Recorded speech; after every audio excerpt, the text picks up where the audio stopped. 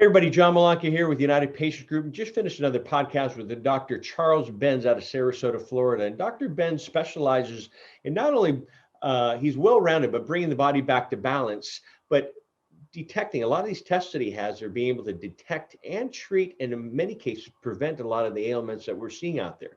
Diabetes, and in many cases, cancer. We talked about age-related ailments such as Alzheimer's, dementia, Parkinson's, and what he's doing.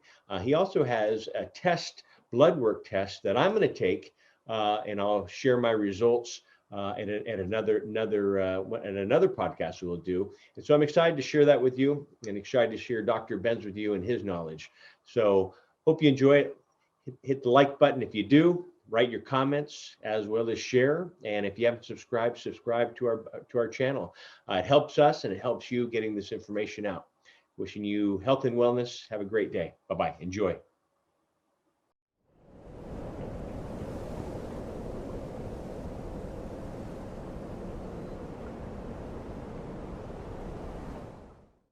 Hey everybody, John Malanca, United Patient Group. Be informed and be well. And today's guest is Dr. Charles Benz. Hey doctor, how are you? I'm good, John. How are you today? Doing well. I think we've been talking almost for a full year before we were getting you on the show here.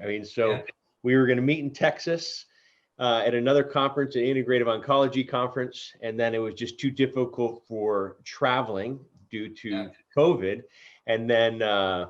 And then the conference was shut down, and it unfortunately went back online, and we had already had the guests. And I thought, gosh, that would have been a perfect thing for you anyway. But happy to have you on here. There's a lot to share, and you're such a well-rounded individual. That's why I wanted to get you on here. So let me read your in bio. So Dr. Charles Benz is an internationally recognized author, speaker, and consultant specializing in the fields of organizational improvement and workplace wellness. I want to hear about that. His creative publications and presentations have garnered praise in the form of Man of the Year recognition in the United States and Canada, commendation from the President of the United States, way to go, and speaking engagements worldwide, including United Nations Habitat Conference in Istanbul, Turkey. He is one of the top-rated speakers for Vistage. Is that correct? Vistage? Yeah. Vistage, which is the largest CEO organization in the United States, or the world, I should say. Dr. Benz has written 9 books and over 200 articles, which I've read quite a few of those, not all 200, and many of which have been translated into other languages. He's written for 3 university courses and has been named the Vail Visiting Professor, by the Ottawa Regional Cancer Foundation. He has a small wellness company, Healthy at Work, in Sarasota, Florida, and married for 38 years. I'm going to throw that in there because I'm a big fan of that. So you've done a lot, and I appreciate you coming on. And when I say you've done a lot and you're well-rounded, I mean, you've done everything, not only being an author, but you're a lecturer, presenter, but you're into nutrition. And so you start from the inside out. Is that correct? I mean, I like looking at nutrition. On the outside, everyone's like, great, but sometimes blood tests show, and we can talk about different blood tests that you offer as well. But I think just bringing the body back to balance and finding what's on the inside, because a lot of times on the outside, we look healthy. On the inside, something else. Like, I saw with my wife, which I've shared with you on numerous conversations. So welcome to the show. Thank you. And yeah, I think you're right. I think most of the people that get into this business, especially those later in life like myself, they end up with a health challenge. And so that usually spurs them on to try to find out what's going on. And in my case, it was a urinary tract problem that the doctors wanted to operate on. I just said, I'm not really happy about having an operation without doing a little more research. And so I was giving a talk to a Chamber of Commerce conference, a national conference. I was a guest speaker, a keynote speaker. And I went into a health food store there, and there was a little booklet, $4.95, how to treat urinary tract and prostate problems naturally. And that little book for $4.95 changed my life, because it basically said, don't eat alcohol, don't drink alcohol, don't eat red meat, keep the sweets away, keep the spicy foods away. And, I'd had some very bad symptoms. And so I started to do what this book said. And within 2 or 3 months, all the symptoms went away. And I thought, what the heck just happened? You know, they wanted to operate on me. Yeah. And so I thought, I think there's something to this. And I started to do more research over about 15 years. And then one day I looked at my library, and my library, which used to be all organization development stuff, because I was a organization development consultant with international practice. And all of a sudden, 90% of my books in my library were about health and nutrition. And I thought, where in the heck did my other books go? They were all in the garage in boxes, because over that 10 or 15 years, I had actually transformed all my reading into this other area. And I said, hey, maybe I'm doing the wrong thing. Maybe I should do something around nutrition. So at that time, I had gotten my master's. I started my master's when I was 50, but I was 60 when this sort of revelation happened. And I said, well, maybe I should go get a PhD. And so at 60, I went and got a PhD in nutrition. And that kind of pushed me over the edge. That's when I finally said, you know what? I think I have to change my business. Awesome. So in the late 1990s and early 2000s, I changed my business to be healthy at work. I wrote a little book called Health in Your Pocket, and I started to do workplace wellness programs. So that was the impetus. And so I really was really totally healed from the prostate and urinary problems that I had. And this had been done just by this little $4.95 book. And I thought, if that can happen from that, maybe there's a lot more I could do here. So that was kind of the beginning point. I have this book that I always keep in my desk, and I've shared it before, but it's the same type of thing. This little book has helped a lot of people. And I don't know if you've seen it, but it definitely helped Corinne and I when we were going through. It's called Louise Hay House Productions, Heal Your Body. And it's like about a 1/4 inch thick, but it's amazing on how something this tiny is so powerful. And I'm glad that you're back to health as well. So you started a whole new, and I applaud you on that, because I always tell people it's never too late. It's never too late to start. And how many times have we done things in life, or didn't do things in life, and go, gosh, if I would have done this 3 years ago, I would have been done by now. You know, oh, it's too late. I don't want to go back to school. I don't want to do this. And now you're sitting here going, shoot, I should have done that. So well, my wife said something very, very profound at one point. One of the relatives in our family said something about she wishes she had gone to university. And here to your story about coming too late, my wife said to me, not in earshot of this other person, well, I hear they didn't close the universities. You heard what, sorry? She said, as far as I know, they didn't close the university. Yeah. And I thought, well, isn't that a telling thing? And so I was an example of that. And one of this other person was a very close relative of mine. And so, I was a living embodiment of this ability to change and do something different later in life. So, and then I not only got on to my own health, and I started to get on to the health of all these employees that I started to consult. And then one by one, I started to encounter more people who were having cancer. And then that's when I started to get the bug. And about 10 years ago, in 2010, I did a conference on breast cancer, and international. I mean, the people came from all over the country. And I had a colleague of mine work with me on this. And so that was a 10-year journey that started me just continuously learning as much as I could about cancer, because more and more of my friends and relatives were falling to cancer.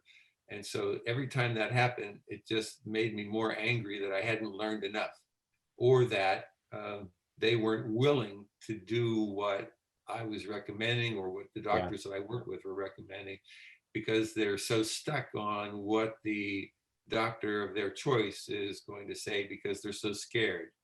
So anyway, it's a challenge to get somebody to change their thinking about what can be done. And right now, that's one of the biggest challenges. we have a lot of things that can be done for almost all these cancers. The biggest challenge is in people's heads. It is, and I think you nailed it on the head when you said scared. When you're scared and you have that diagnosis of you have cancer, your world just comes to a halt. You're rocked. You're researching. Nowadays we have the internet, which is good and bad, but you want to research everything, and then everybody and your mother is coming at you, throwing things at you. Here, try this, try this, try this. I heard this, I heard this, I heard this. And we had it even when we were going through this. And so I talk with, this is, I speak with patients on a daily basis and their family members of, help, I have cancer. What can we do? What do you know? And there's a lot of times I route them away from cannabis. There's a lot of times I route them to the integrative oncology world and functional medicine world, as well as even the conventional world. It doesn't discriminate. And I always say with people, go with your heart and have this communication with your family and go with it. And if that's what your belief is, go with it. Because a lot of people come to us and say, I'm going to try this, and if this does not work, then I'll try cannabis, or then I'll try an integrative approach. And so it's tough because, like my father-in-law, he was given 2 weeks to live. We didn't know the benefits of cannabis, the medical benefits. We just looked at it for appetite stimulation because we found a study that showed 40% of cancer patients passed before of malnutrition before cancer. And we were fortunate. I mean, it was the blind leading the blind, trial and error, and we had no error. And people say it's a miracle, God, luck, I don't know. Let me go back to workplace wellness, because I think that's a great way to start. And what did you do there? Workplace wellness of stand-up desk. I'm a big fan of stand-up desks. I shared with you before we got on screen, but our doctors are naturopaths. And I remember I did a blood test when we first launched United Patients Group in 2011. I mean, I was constantly, I've been in health and wellness my whole life, but this time we were just spending 18 hours in front of the computer a day. And I think I gained 15, 20 pounds. And I did my blood test, and my doctor says, John, I can tell the oxygen in your blood, you only use half capacity of your lungs, and you're sitting at your desk too long. And I said, you got that from a blood test? So after that, went out and got a stand-up desk. I stood up, my back felt better, my hips felt better, and I got back into my workout routine. And so is that part of your workplace wellness that you promote? Sure, we do assessments of the workplace environment to make sure people are sitting in the right place and have the right ergonomics and all the rest of it. But mostly what I'm doing is preventing and reversing chronic illness. So the big challenge here is to find these illnesses soon enough, because once you go down the rabbit hole of a disease, you're stuck in the conventional medicine trap of these are the codes, these are the things that insurance will pay for. And so if you can find disease sooner, this is the thing that I learned over the last 20 years. The sooner you find a chronic illness, the sooner you have a chance to get somebody to pay attention to improving their health, especially if the test is kind of a straight line projection. Like if you keep doing what you're doing, you are going to get cancer or you're going to get diabetes. And we have an artificial intelligence platform right now that does that. It actually tracks 5,000 enzymes and 5,000 other biomarkers, and actually can tell you what the probability is that you will have a disease within 5 to 10 years. And it tells you exactly what diseases you will likely have. That's good and scary at the same time. Well, sure. People say, well, I don't really want to know that. And and then the next thing that I ask them is, would you want to know it if you had a 98% chance of preventing it? And then they go, oh yeah, okay, I didn't really realize that. So that's the whole idea. The platform will give you an assessment of where you are now. It gives you an assessment where you are 5 or 10 years from now. And it says, this is what you should do right now. This is the top 5 things. And then if you want to go deeper, here's the next 10 things you should do. And so we have gotten such remarkable I mean, the group of 10,000 people that first got tested on this artificial intelligence platform, over a 5-year period, those companies were able to reduce their healthcare costs by 12 to 15% every year, 5 years in a row. Now, that's a pretty big adjustment in the cost of healthcare. So this is dramatic stuff. This is very, very significant. All they had to do was eat some more vegetables and stop eating so much sugar and red meat and dairy. And all of a sudden, miracles started to happen. We weren't even loading on the supplements yet. We weren't even doing the therapeutic things that we know how to do in order to reverse disease. We were just getting them to eat better, and they were getting miraculous results. You're speaking my language because, you know, as I mentioned, and I've talked about this in numerous shows about, you know, I'm a fan of MDs, but I'm a fan of naturopaths because of their blood tests. They do A through double Z. Not saying that doctors don't, MDs don't do that, but naturopaths do A through double Z, where MD would generally do, in most cases, A through Z.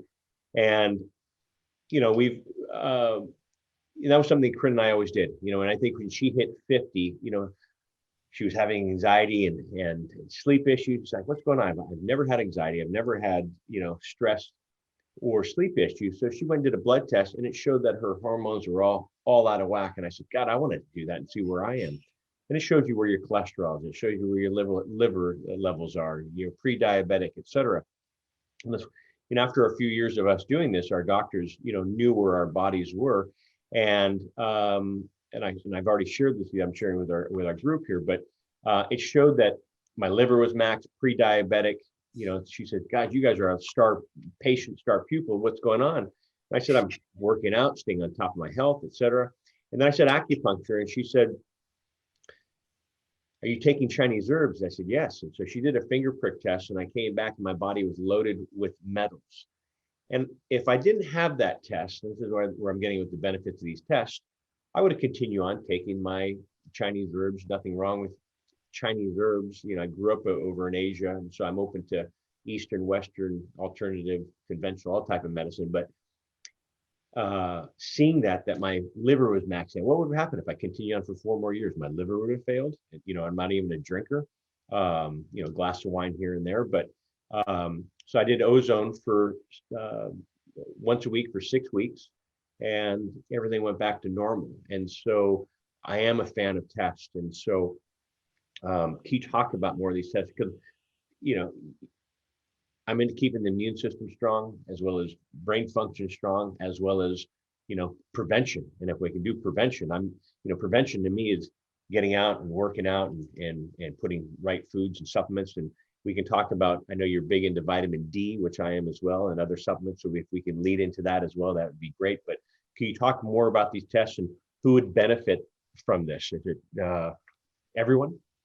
Well, yeah, everyone would benefit, because right now, 95 to 100% of people have a bad diet. This was a study done by the National Cancer Institute 10 years ago. And they surveyed over 16,000 people aged 2 to 80, and they couldn't find one person with a healthy diet. And so, and in fact, what is a healthy diet? Well, in this case, they had 14 different categories, and people were deficient in 11 out of 14 categories. And so mainly they were eating too much meat and sugar and salt and simple carbohydrates.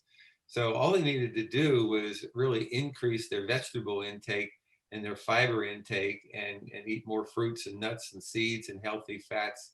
And so that's it in a nutshell. It's the Mediterranean diet. Yeah. And now we know that the Mediterranean diet can be even healthier. Now we got a new Mediterranean diet called the green Mediterranean diet. And what that does is eliminates all meat and increases the amount of vegetables that people eat, the amount of fiber that they eat. So, you know, this whole RDA and USDA thing where they say they have to eat 4 to 5 helpings of fruits and vegetables, that's just not adequate. That's just not sufficient. We know that if a person wants to have optimal health, they need to eat somewhere between 7 and 9 helpings of fruits and vegetables a day. The average person is not willing to do that. I mean, I'm one of the only people that I know that eats 3 vegetables for breakfast in the morning.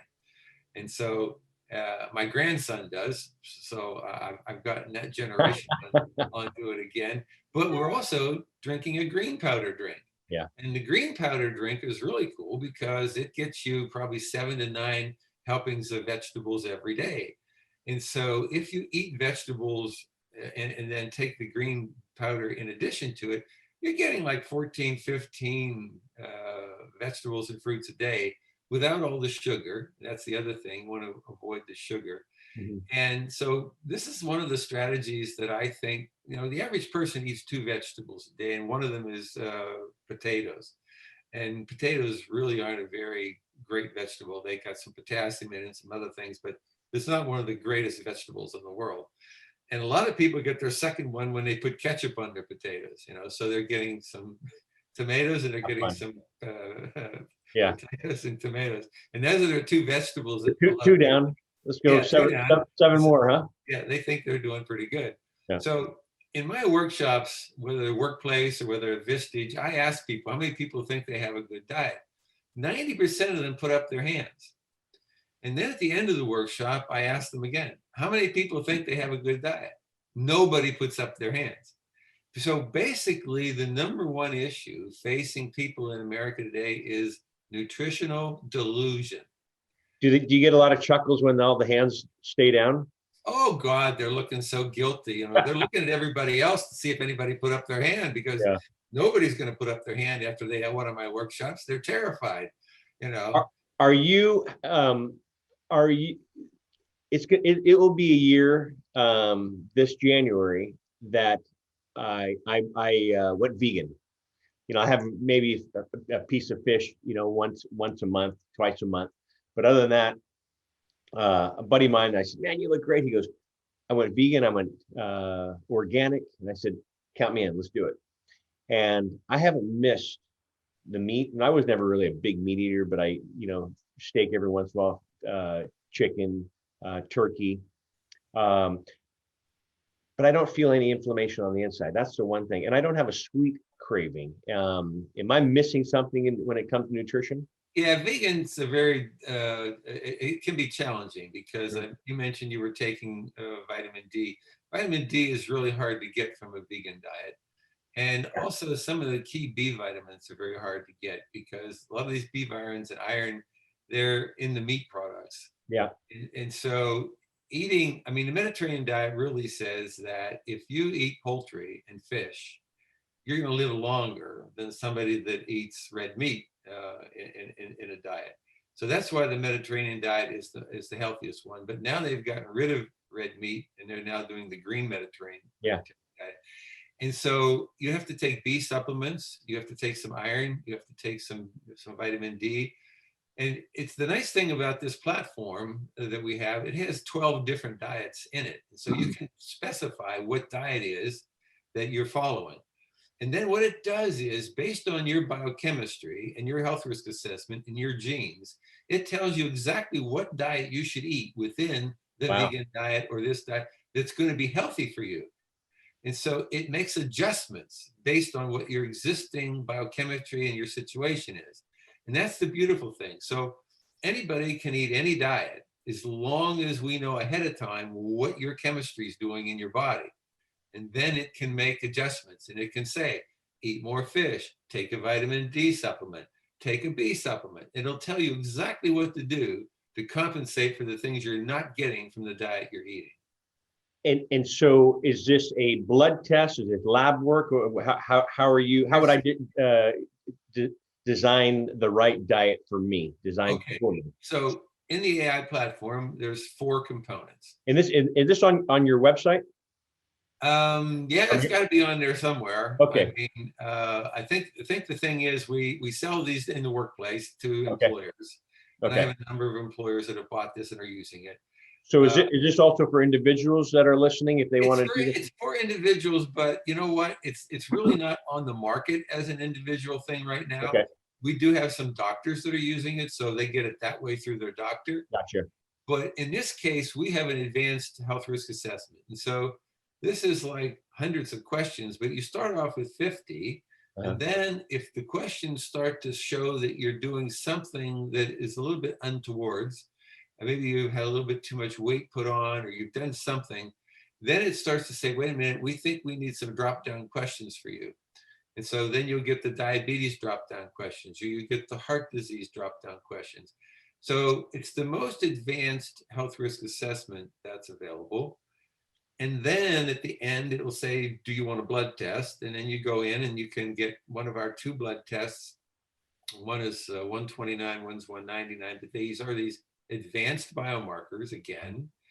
And then the blood test is added in, and then your score changes. As soon as you put the blood thing, the score changes, because it's a score of 1 to 100. And if your blood work is not in there and you get a score of like 95, I had somebody do that last week. Then they put the blood work in, the score went down to 80, because they had things indicating that, were in their blood that they didn't know from the health risk assessment. Wow. And then for another $129, you can get a genome test. And instead of the 23andMe, where you get 200, what we call single nucleotide polymorphisms, SNPs, this one has 400 SNPs in it for the same price as the 23andMe. Then that is thrown into all the information. Now the computer is saying, okay, we've made about 250,000 calculations now. And then you say, yeah, but there's 40,000 clinical trials here that we want you to look at.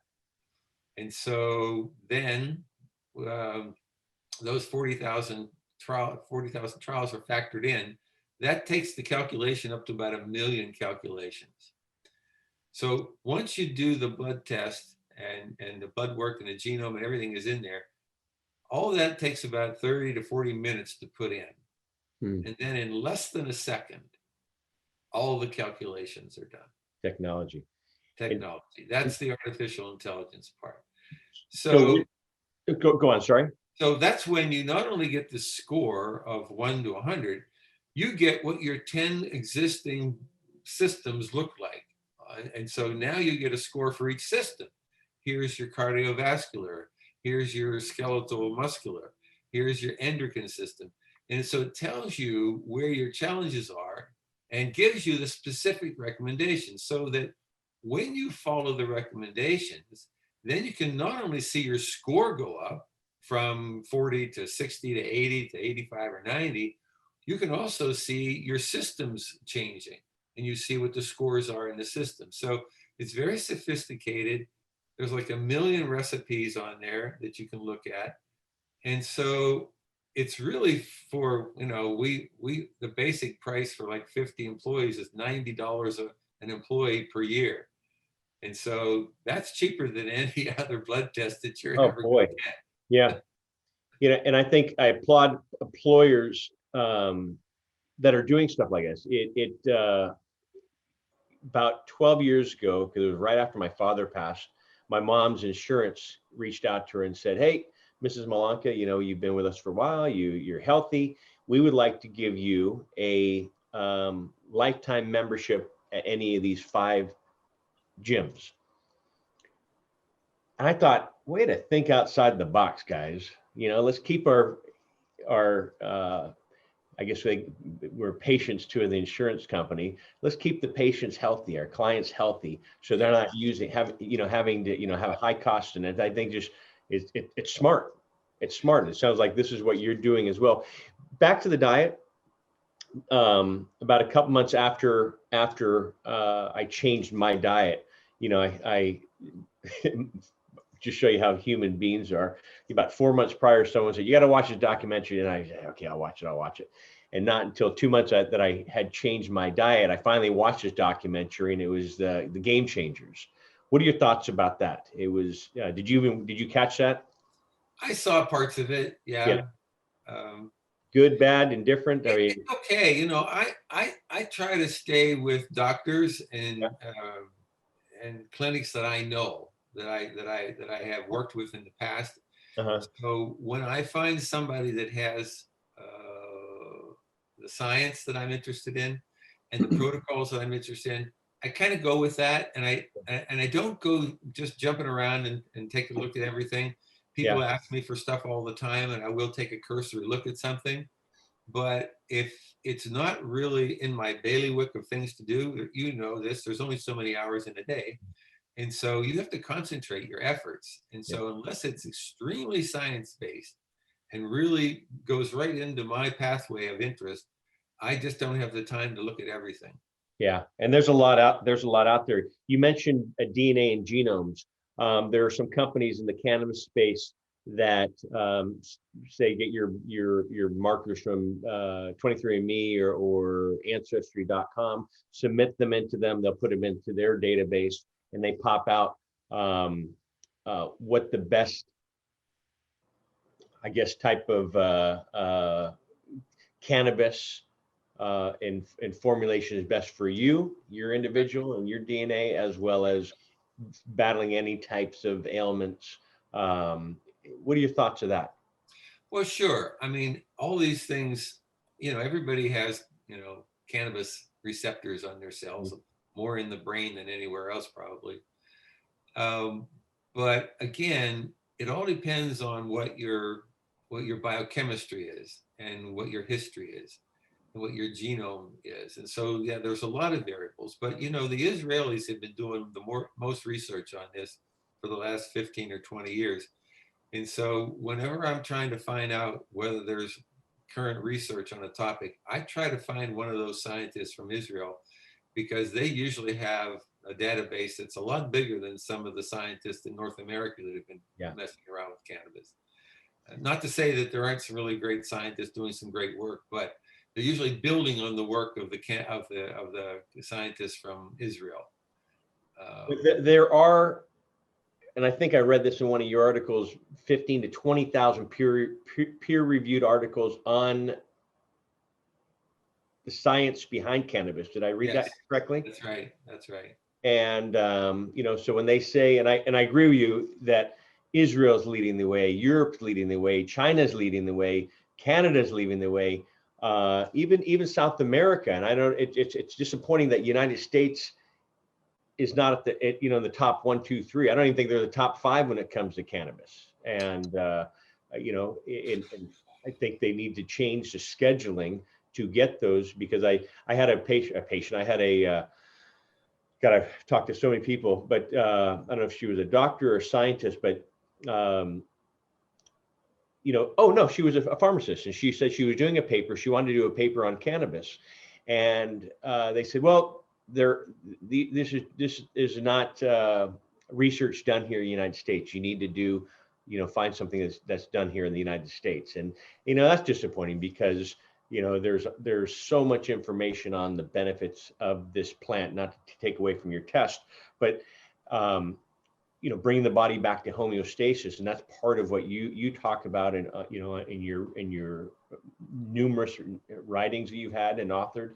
But bringing the body back to homeostasis, sleep and diet and nutrition and immune is so important as well. And I think it's tying that in and having that also part of an arsenal of tools in your tool belt to stay healthy. And you said there's so much information out there, because I find myself, reading and taking a deep dive. And then when someone comes to me, like someone did today, I have Hodgkin's lymphoma. I'm thinking, okay, what are the studies on cannabis? What are the studies in functional medicine? What are the studies in conventional medicine? And so, I don't know about you, when people come to me, I just feel like, okay, let me get this information. I'm not a doctor, but I'm a health advocate, and I want to point people in the right direction. I've point people to you. I've shared people to others that I feel are on the tops of their practice, I should say, and what they're doing. And so, do you recommend? I know you're in Florida. You're in Sarasota, Florida, and Florida now is legal.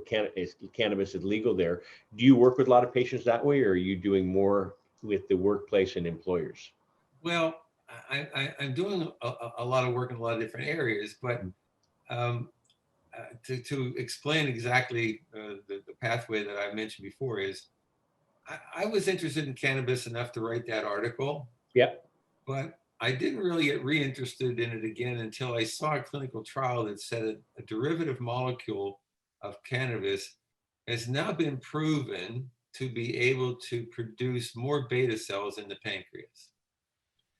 So one of the problems that probably was facing your wife, which she could not know, was how many beta cells she actually had in her pancreas when she was born. Because you can be born with under 50,000, and this is usually diagnosed as a type 1 diabetic. Because if they're there when you're born, but they kind of, through the autoimmune system, they sort of are destroyed by the time they're 5 years old, then they do have type 1 diabetes. Uh-huh. But you can also be born with 200,000, and that's a small number because a person, if a person is going to have a normal functioning pancreas, they need about 2.5 million. And so if you have somebody with 200,000 versus somebody with 2.5 million, the person with a smaller amount has a 90% greater risk of having pancreatic cancer and diabetes than a person who has 2.5 million. They could eat the same diet, and one of them would get pancreas by the time they were, or get diabetes by the time they were 20. And the other one wouldn't get it until they were like in their 50s and 60s because they just have more beta cells. So we've been struggling with this whole thing for years now. We know that Gymnenia sylvestri has some activity that helps the pancreas to increase the population of the beta cells in the pancreas. But we didn't know until this molecule from the cannabis came along that you could actually begin to multiply and then increase the multiplication of them. The problem is that molecule is such a small component of the cannabis plant, it would take 50 acres to produce 1 ounce. And so now we're looking for a synthetic version to replicate the molecular structure of this molecule, because we think that it will be much easier to do in the long term rather than having to plant every other acre of land in the United States with cannabis. But we know this study is a valid study. We know this molecule exists. And so all of my concentration now is trying to find a way to get this particular molecule produced in mass so that we can provide this to people along with diet changes to get them to reverse their diabetes if they have it, and to prevent it if they are vulnerable. And so that's my concentration now. I mean, I want to prevent disease. I'm really, really tired of repairing it and replacing. And I mean, I still continue to want to do that. But if we know that 90% of cancer is preventable, Yeah. and 90% of diabetes is preventable, and 90% of Alzheimer's is preventable, then that's what we should be doing. And so that's where I'm putting almost all my energy into prevention. My dad was diabetic, and it wasn't a hereditary thing. We grew up in, as I mentioned, I grew up in Japan as well as in the Philippines. But when we were in Japan, he worked for a bank over here. We were transferred over to Japan, and I didn't know the story till I was older. But he had another bank colleague that came over, and he went to dinner with my mom and my dad, and they went out sushi. And that evening, they all got deathly ill, and my mother was the only one who threw it up. And the rest of my dad's life and this other gentleman's life had the same ailments. Their gallbladder burst. They had pancreatitis. They became a diabetic. And so I saw this, and my dad was a healthy diabetic, if you can be a healthy diabetic. But, so when I hear diabetes, when I hear pancreatic cancer, those perk my ears up in prevention and reversing. I know you did a study about vitamin D, and I'm a big fan of vitamin D. What's day? I do about 10,000 IUs. Is that too much? We don't know because you have to get the test. And Yeah. so until you get the test, it's kind of hard to know. You can't overdose on it. It's kind of hard to do. But Yeah. you should be between 50 to 90 nanograms per milliliter. Mhm. So that's one of the tests that will be included in the test that you're going to get. Wow. And once you find out, even if you're in the 50 range, it's still not a bad idea to take more until you can test and get in the 80, 90 range. I mean, mine was in the 40s for the longest time. And then I learned about doing my sunshine, 20 minutes with no Totally. sunscreen on. And then I started to take 5 or 10,000 international units a day. And within 6 months, I got to like 93. And so I doubled my vitamin D. And vitamin D is really cool because it controls about 2,000 different genetic expressions in the body for chronic illness. So it's not just about cancer and about the flu, although those are two of the most powerful uses of it. We know that it is the strongest antiviral, vitamin D3. In fact, yesterday, there was an article that came out from 120 scientists endorsing vitamin D3 for the COVID virus. And this is unprecedented. These scientists were from all over America, all over the world, from South America and Europe and China and Russia. And all these scientists had decided it was just too much to bear, that we've been under this pressure for the last almost a year now of this virus. Yeah. And as an example, our friend Dr. Fauci didn't say anything about vitamin C or vitamin D or the immune system until about a month ago. And then all of a sudden, in an informal interview, which then got caught up in somebody else broadcasted, he said, "Oh yeah, I take vitamin C and vitamin D every day." And I thought to myself, well, excuse my language, but when in the hell were you going to tell us? Here's the top virologist in the world, has never mentioned the immune system once, has never ever mentioned vitamin C or vitamin D, and yet he takes it every day to improve his immune function. I'm sorry, but that's borderline unethical to have that knowledge and not share it. And so the media and the medical community have been collaborating to suppress this information. And actually, I think this is, again, tantamount to malpractice if they're doctors, because we know that these and other things are really strong antivirals. And they should have told us that the immune system is the key to this.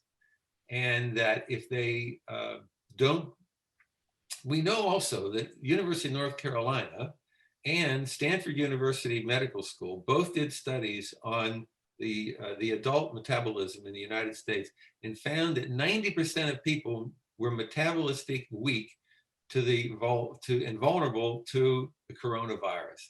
That means that there's virtually nobody that has an immune system strong enough to resist this virus. And yet they're not talking about this at all. I found those studies. Other people can find those studies, but you won't see it on CBS or NBC or ABC. You won't see it on Fox News, and you won't see any of the doctors talking about it. And if they were to talk about it, what they'd find out is that vitamin D3 is the #1 preventative element in the world against cancer. And it's been used to not only prevent cancer, but to treat cancer. And we now have at least a half a dozen studies that show that when you have levels of vitamin D between 30 and 90 nanograms per milliliter, you reduce the risk of breast cancer by 77%. You reduce the risk of prostate cancer by 83%. This is we have a cancer epidemic, we now have a flu pandemic, and all the tools that are available to help to arrest these diseases and these problems are being ignored because they tell me that the pharmaceutical industry pays for about 70% of all the advertising and all the big media coverages in the United States. So whether it's magazines or newspapers or television or radio, they have their hand in everybody's pocket in advertising, and they're the biggest contributor to election campaigns. So to me, the #1 thing, if I was president on January the 20th, I would say we're going to stop allowing drug companies to advertise on the media. We're the only industrialized country in the world that allows prescription medications to advertise in the media. The only one. There's a lot of money behind that. You mentioned vitamin D with cancer and immune system. You know, when Corinne became ill, and talking about you just when you get that diagnosis of being scared and you just, I mean, I consulted with doctors, we consulted with doctors all over the world, from Italy to UK to New Zealand to Australia, brought her down to a clinic in Mexico and numerous medical professionals here in America. And one medical professional that I worked with over in Australia, it was vitamin D. How much vitamin D? You know, his first thing was get Corinne to a deserted island, get in the water, eat fruits and vegetables, but the minerals in the water. And I said, you know, if she was having a nervous breakdown, I would love to do that. You know, don't answer phones, close your. And I said, but I can't do that. It's cancer, pancreatic cancer. We live in California. And then he shared about vitamin D and what he does with all his patients, and the vitamin D levels, not from, you know, IVs or droppers, but vitamin D from the sunlight. And what he shared was that, you know, heats up the capillaries in the blood, converts to HCl. And if the sodium, potassium, and chloride are also on the higher levels of the healthy body numbers on the scale, it will attack the cancer cells. It was working. It was where even our doctors here were just blown away, saying, continue that. I mean, Corinne's cancer markers started going down. Her pain levels were dropping. She was standing up taller. And then that year was the Napa Valley fire here in California, about an hour north of us. And the smoke was so bad throughout the Bay Area that we couldn't get outside in those 10 days, and she declined rapidly. And so I'm a big fan of vitamin D. And I share that, you know, I do that every day. Get outside if you're able to, for both men and women, if you're able to get the sun on your torso, depending on where you live. I don't want to scare any neighbors, but it is important. And I was reading one of your articles that you sent over, is that vitamin C, I think it was about 125,000 people in this study showed that they took over 4,000 IUs of vitamin D, and the pancreatic cancer rates dropped 86% or something like that. Yeah. I mean, when I read that, you know, my eyes welled up with tears, you know. Of course. I mean, I've learned so much about cancer when Corinne was in it, but also prior to that because of her father, but when she was in it and after. And like you, I mean, you can just keep on going and going and going and going and researching all these different studies. And what works for one person may not work for the other. So I don't want to ever give anybody false hope, but having this arsenal of information out there, you know, does kind of make you go crazy at times, but a lot of the stuff makes sense. And that to me and that to us made sense to us, the vitamin D. It all has great science behind it. And some of the greatest, most prestigious universities and medical centers in the world have been working with it. MD Anderson works with it. I mean, there's lots of places that are doing studies in this area. Yeah. The problem is they don't collaborate as much, and they don't share the information as readily, and it doesn't get into the media as much. But, you know, in the last couple of minutes, maybe, well, we can't do all the different tests. I think the principle behind these advanced tests is usually disease is diagnosed in what we call the last 3 stages of cellular deterioration, when cells become dysfunctional, mutated, or diseased. But there are 3 other stages. The early stages are when cells are stressed, when they're weakened, and when they're challenged. And so I'll give you just a couple of examples of what happens if you don't have the right test, because cells get stressed, and when you can see that stress, you can see it with thermography as an example. Thermography is completely different than mammography. Mammography, you need 4 billion cells to see the tumor. And even at that, it's only got a 65% accuracy. But with thermography, you get a 95% accuracy with 200 cells. So they can see these 200 cells and they're heating up. Mm-hmm. And when that heat, that represents stress. And so when you see those 200 cells, then you say, okay, we're going to now put you on a detoxification program. We're going to do stress reduction. We're going to do nutrition. Then after 3 to 6 months, you do another test. those 200 cells are back to normal because they were only stressed. They weren't mutated. They weren't diseased. So another one that's pretty much in that same category is the glucomark test, the glycomark test. The glycomark test is the #1 test for sugar. They use the A1C. It's only a 90-day average. They use the total glucose, and it's a fasting test, and it doesn't mean anything because the majority of your sugar challenges happen 2 hours after you eat. And so what we've got is people eat 3 times a day. They're diabetic for 6 to 8 hours every day. But when they fast and they go get their blood work, then they're normal again. And so this glycomark test actually factors in what happens after you eat. And so you don't need to, basically, you don't have to take the test first thing in the morning if you go down to the lab. You can take it anytime. Okay. And in fact, when women are pregnant and they get what they call the glucose challenge test, they actually give them 75 grams of sugar of glucose. And so then they watch them over 3 hours and they see how high your insulin and your glucose goes up. And then they see how quickly it comes down. And so if you can come back to normal within 2.5 hours, then all your insulin receptors on your cells are working and your pancreas is working. So the glycomark test is kind of similar to that. It can catch something happening on your insulin receptors or your pancreas 5 to 7 years before the A1C test. So now we have validation that the things that we talked about before about the 5,000 markers in the body, enzymes, and the 5,000 other biomarkers, we now know that we can validate that those tests by comparing it to other tests. And one other that I'll give you is one called the galactin-3 test. And galactin-3 is also looking at cellular changes. So it's looking at how fibroids develop in your body. And so if you see that you've got this activity going on in this galactin-3 test, it's kind of an indicator that you're moving towards either cancer or heart disease. And so then if you eat a better diet and you take a product called modified citrus pectin and you consume that for 3 to 6 months, all of a sudden your galactin-3 levels go from 17.5 down to 13. I know because that's what mine did.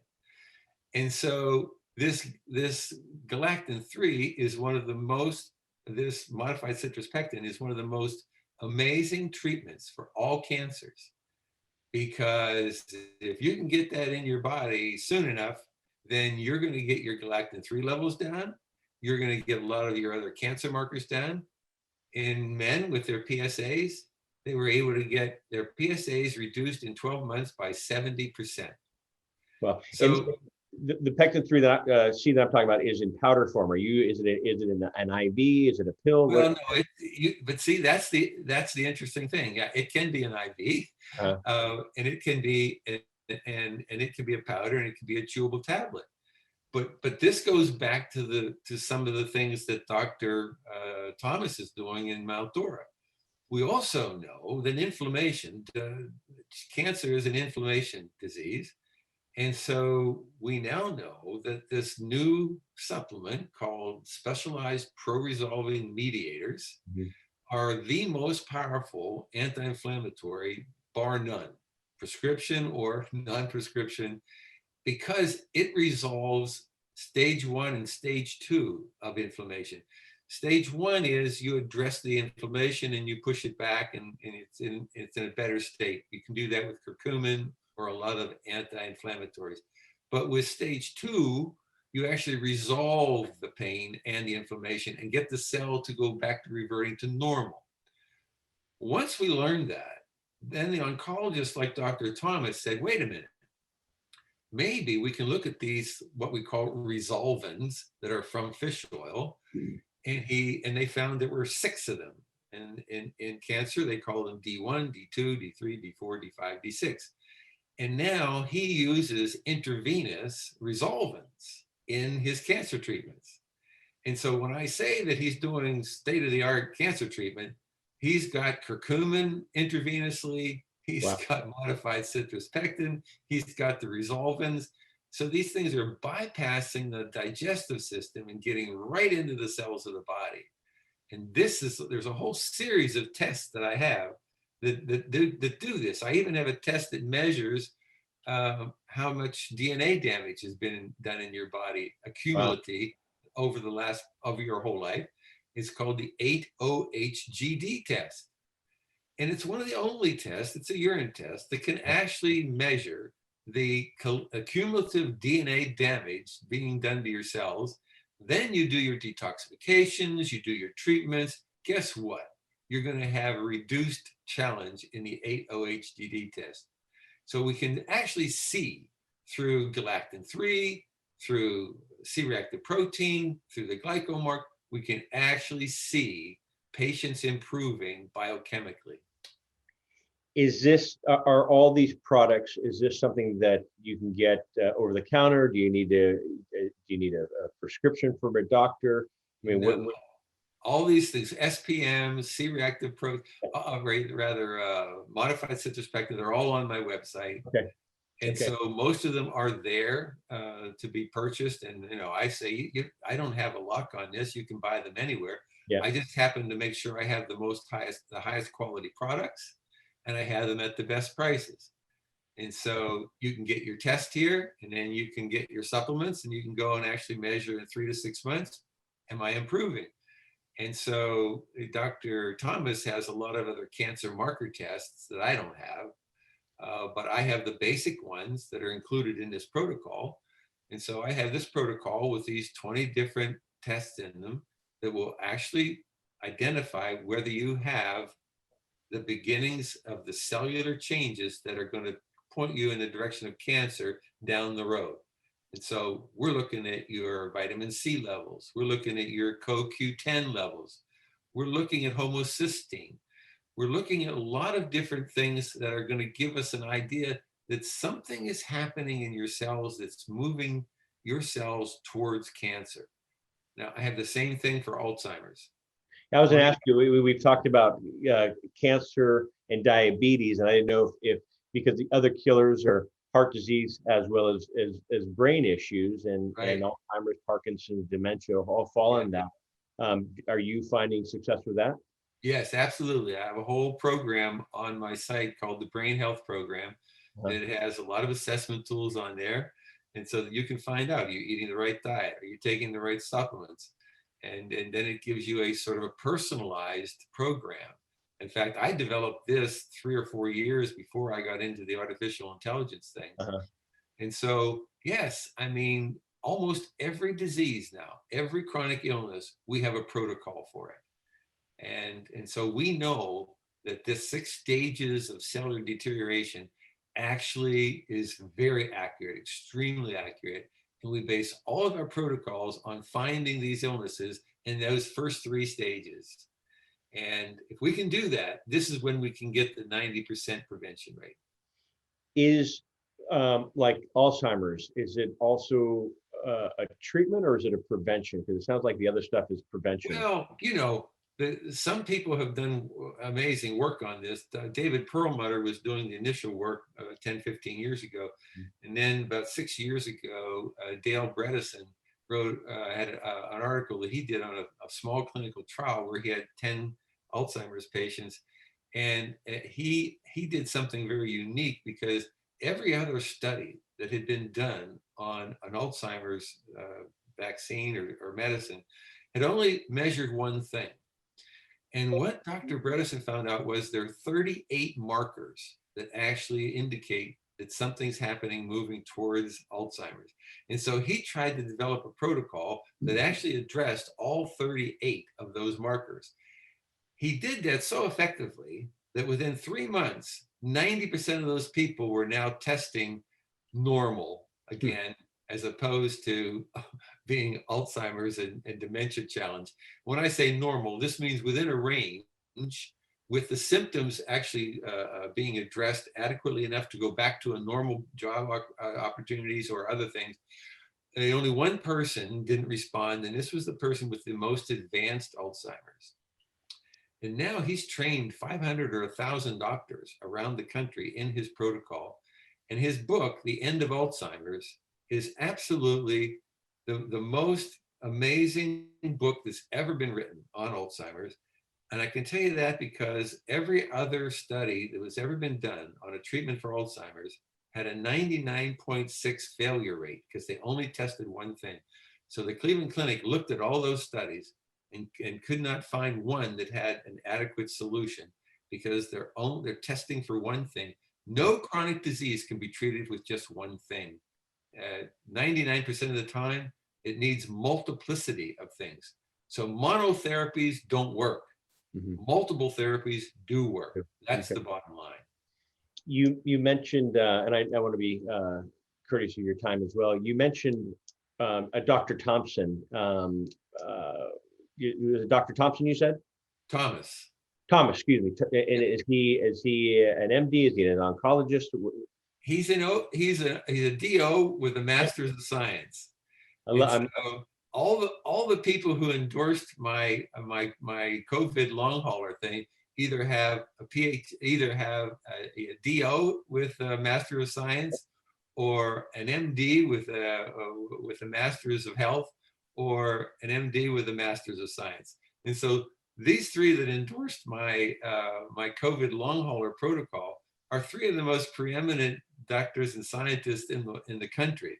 And so that's why I feel so honored to have them endorsing my COVID long hauler protocol, because we've been treating people for months with COVID, and we've never had any person go to the hospital. We've never any person die. And the long haulers, some of them have up to 3-5 months of being a long hauler with prolonged symptoms. And we've been 100% effective with every one of them. So I'm not saying we have 100% cure. Yeah. You can't say that about COVID because it's a very sensitive topic. But all I know is the protocol that I've been using has been highly effective with people that either didn't have it and wanted to prevent it, had it and wanted to treat it, or had it in the long haul and wanted to treat it. We've treated all three types with the same kind of basic protocols. And that's another show. What is your definition of a long hauler? I know that's somebody that has gone past the point where they're testing positive for the virus. They're now testing negative, but they still have brain fog. They still have headaches. They still have throat problems. They still can't breathe properly. So they're having continual damage in the cells. Yeah. So the virus keeps on performing this damage in about 6 of the key organs in the body, and without testing positive. And so this is the miraculous thing about this virus. Well, there's so many different symptoms. You know, I think I had it when I was overseas past in January. I was over in Asia, and flying over there on January 1st, people were talking about the China flu, the China virus. And while I was over there, the China flu, the China virus, and you're hearing it making its way through. I remember one day I grew up over there, so we had a school reunion. There were about 1,600 alumni that showed up from the class of 1950, the class of 2020, and it was just what an event that was. Our school had been open for 100 years, 1920 to 2020. So it was, some of these guys I hadn't seen since I was a teenager, and so but we just picked up right where we left off. But a lot of us, John. I got another thing that I got to join in 2 minutes. No problem. We'll tell you what. So, love to get you back on the show talking about COVID if you're up for that as well. Okay. I would love, and I was always told if you don't ask, the answer is always no. But I'd love to try your test to see where my health is, and share the results. Is that something that we can work offline? Absolutely. Let's do it. Okay. So I'll let you get to your next show, and I appreciate Dr. Benz for coming on and so much information. I mean, I know that you and I could be on there for another. I mean, we've had long telephone calls like this too. So how can people find you? drcharlesbenz.com, drcharlesbenz.com. And I'll put that information on there, and we'll talk offline and how I can get that test, and we'll get you back on. I'll read my results. Thank you so much, John. I really appreciate the opportunity. Yes. Bless you and your wife, and thanks for your time, and we'll see you soon. Everybody, hope you enjoyed that. John Malanca, United Patient Group. Be informed, be well. And we'll see you again, Dr. Benz, and we'll see you as well. Have a great day. Bye-bye. Thanks. Bye-bye. Hi, John Malanca here with United Patients Group. I hope you've enjoyed our videos. Please click like as well as subscribe to our channel here on YouTube. Also, follow us on Twitter at UPatients Group and on Facebook at United Patients Group, as well as for our podcast. Please click the link in the description below. We'll see you there. Bye-bye.